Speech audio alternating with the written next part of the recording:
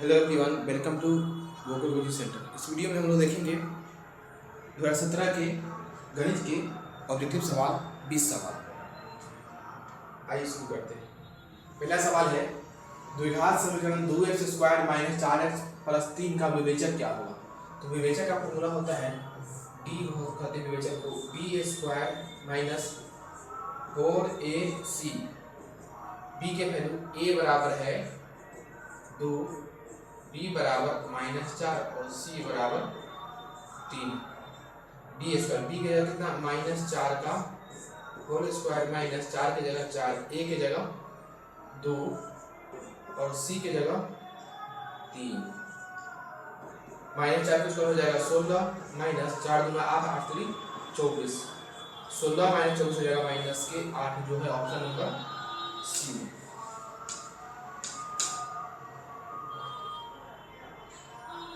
सवाल नंबर 2 है निम्न में से कौन परिमेय संख्या परिमेय कौन है। पाई अपरिमेय है, √7 अपरिमेय है, √3 बटा में 2 अपरिमेय है, लेकिन 16/25 परिमेय है। कैसे परिमेय है? रूट यहाँ दिया हुआ है √16/25, जिसको हम जब सॉल्व करेंगे तो हो जाएगा 4 गुना में 4 बटा 5 गुना में 5, जिससे हो जाएगा 4 के स्क्वायर बटा 5 के स्क्वायर, और दोनों का स्क्वायर इसलिए क्या हो जाएगा, रूट हट जाएगा, इसमें आ जाएगा 4 बटा में 5 इसके होल स्क्वायर और इसके ऊपर रूट हटना, जिससे बाहर आ जाएगा 4 बटा में 5 और ये हो जाएगा ये जो संख्या ये संख्या है परिमेय संख्या। आपसे यही पूछा कौन परिमेय, तो हो जाएगा ऑप्शन नंबर सी।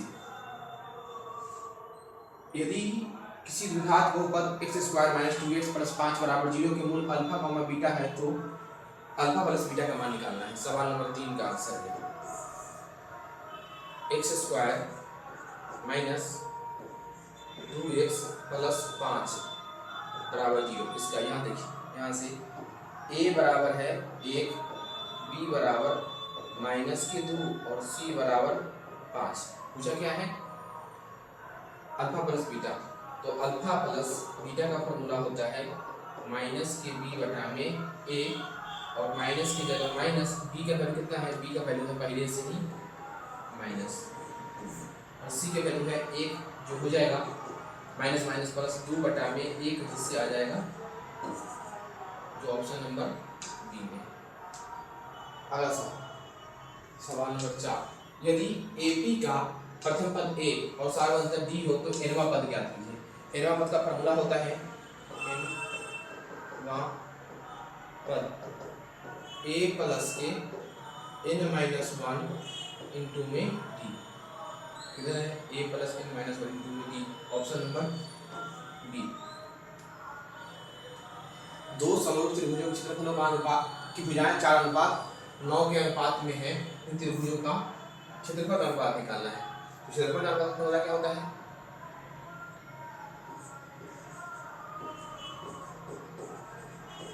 क्षेत्रफल 1 बटा में क्षेत्रफल 2 बराबर हो जाएगा भुजा 1 का स्क्वायर बटा भुजा 2 का स्क्वायर। 1 कितना है 4, इसका स्क्वायर बटे 9 इसका स्क्वायर। 4 के स्क्वायर हो जाएगा 16, 9 के स्क्वायर हो जाएगा 81, जिससे आ जाएगा 16:81, ऑप्शन नंबर सी।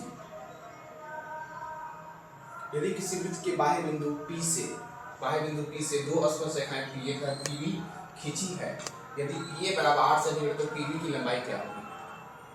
एक वृत्त है,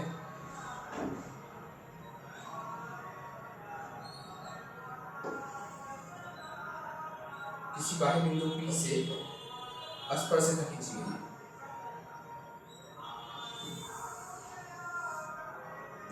PA और PB स्पर्शरेखा खींची गई है। सही, तो पढ़े क्या है, PA बराबर क्या होता है, PB होता है, क्योंकि स्पर्शरेखा क्या होती है, स्पर्शरेखा बराबर होती है। तो PA का वैल्यू दिया हुआ है 8, तो पीवी का वैल्यू हो जाएगा 8, ऑप्शन नंबर डी। 7 यदि 1 प्लस टेन स्क्वायर इसके बराबर होता है तो 1 प्लस टेन स्क्वायर बराबर होता है 1 प्लस टेन स्क्वायर थीटा बराबर होता है सेक स्क्वायर थीटा। Option number A. 8 नंबर सवाल। यदि एक सिक्का को उछालने पर चित आने की प्रायिकता क्या होगी? एक सिक्का को उछालने पर चित आने की प्रायिकता क्या होगी? तो चित आने की प्रायिकता होगी 1/2 और पट आने की प्रायिकता होगी 1/2। Option number C. 9 2 5 7 3 3 6 का बहुलक क्या होगा? बहुलक क्या होता है? बहुलक 9 नंबर। बहुलक मतलब होता है जो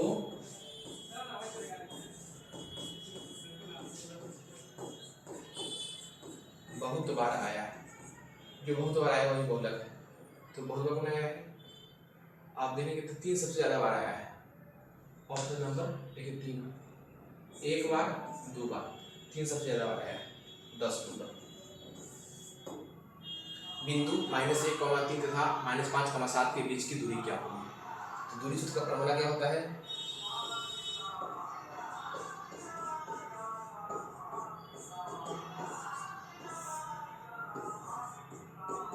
x1 माइनस x2 का whole square plus y1 minus y2 का होल स्क्वायर। x1 कितना है? -1 माइनस x2 है माइनस के इसका होल स्क्वायर प्लस y1 कितना है? y1 है 3 माइनस 7 इसका होल स्क्वायर माइनस के 1 और ये हो जाएगा प्लस के 5 का होल स्क्वायर। 3 में से 7 जाएगा -4 का होल स्क्वायर जिसके बराबर आ जाएगा -1 प्लस 5 हो जाएगा 4 का होल स्क्वायर -4 का होल स्क्वायर हो जाएगा 16 और ये हो जाएगा -4 का होल स्क्वायर 16 और ये भी हो जाएगा 16 16 हो जाएगा 32 जो हो जाएगा 4 2। ऑप्शन नंबर ए। 11 नंबर। सबसे छोटी अभाज्य संख्या क्या है? तो सबसे छोटी अभाज्य संख्या है 11। 11 नंबर सवाल का आंसर सबसे छोटी अभाज्य संख्या है 2, उसके बाद 3, उसके बाद 5, उसके बाद 7, उसके बाद 11, उसके बाद 13। 2 है जो सबसे छोटी भी अभाज्य संख्या है और एकमात्र समअभाज्य संख्या है। सवाल y अक्ष पर स्थित किसी बिंदु का x नियामक क्या होगा? y अक्ष पर स्थित किसी बिंदु का x नियामक कितना होगा? 0। अगर x अक्ष पर y नियामक 0 और y अक्ष पर x नियामक 0 और मूल बिंदु कितना होगा? 0,0। एक रैखिक समीकरण युग्म जिसका कोई हल नहीं है तो रैखिक समीकरण का युग्म क्या होगा? इसका कोई हल नहीं होगा। जिसका कोई हल नहीं होगा तो क्या होगा? हो जाएगा असंगत हो जाएगा या विरोधी हो जाएगा।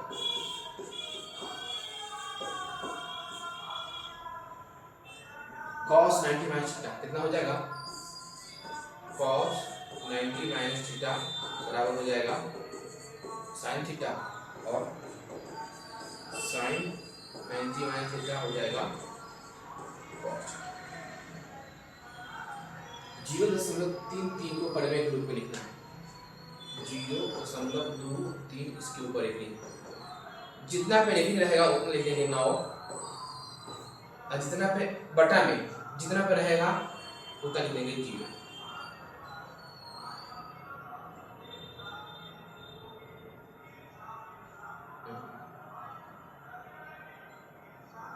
पूरा का पहले जा दीजिए 23 और जितना पे रहेंगे उतना 9 जा दीजिए। सवाल नंबर 15। सवाल नंबर 16, किसी वृत्त के छोरों पर खींची गई स्पर्श रेखाएं, किसी वृत्त के छोरों पर खींची गई स्पर्श रेखाएं कितनी होगी, तो इसमें हो जाएगी अनंत स्पर्श रेखा हो जाएगी। सवाल नंबर 17, किसी वृत्त का क्षेत्रफल 50 पाई वर्ग सेंटीमीटर, तो उसका व्यास क्या होगा। वृत्त का क्षेत्रफल कितना है, वृत्त का क्षेत्रफल है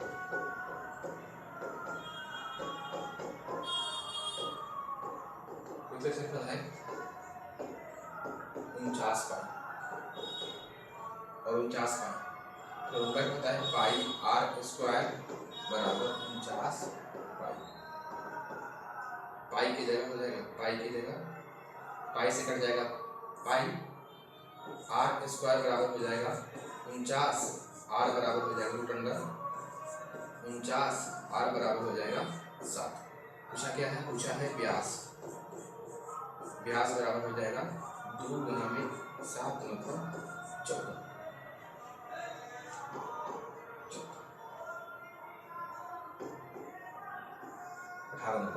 प्रथम 5 प्राकृतिक संख्याओं का माध्य क्या होगा। प्रथम 5 प्राकृतिक संख्या कौन होगा, 1 2 3 4 और 5।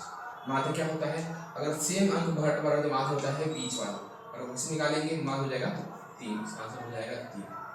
अगर फॉर्मूला के साथ निकालें तो कुल पदों का योग बटा में कुल पदों की संख्या, 1 प्लस के 2 प्लस के 3 प्लस के 4 प्लस के 5 का बटा में 5 कितना हो जाएगा, 3 3 6 4 10 5 15, 15 बटा में 5 कट किया जाएगा 3।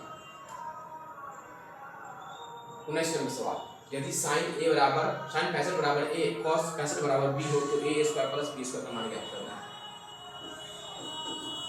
साइन 65 बराबर ए और cos 65 बराबर बी, निकालना है इसका वैल्यू ए स्क्वायर प्लस बी स्क्वायर का वैल्यू निकालना है। तो ए का वैल्यू कितना है, हो जाएगा साइन 65 का स्क्वायर प्लस cos 65 का स्क्वायर, साइन 65 का स्क्वायर हो जाएगा साइन स्क्वायर 65 और हो जाएगा cos square 65, sine square 65 plus cos square 65 कितना हो जाएगा 1। आपका हो जाएगा आंसर 19 का आंसर हो जाएगा आंसर नंबर 20 नंबर सवाल, प्रायिकता का अधिकतम मान कितना होता है। तो प्रायिकता का अधिकतम मान होता है 1, और न्यूनतम पूछता है तो न्यूनतम हो जाएगा 0 और 1 हो जाएगा अधिकतम।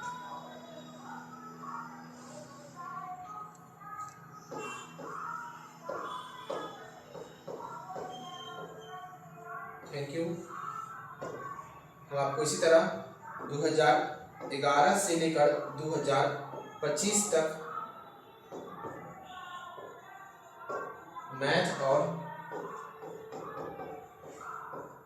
साइंस के सारे सवाल करवा देंगे, जिससे परीक्षा में इससे बाहर एक भी सवाल इससे बाहर नहीं आएगा। धन्यवाद।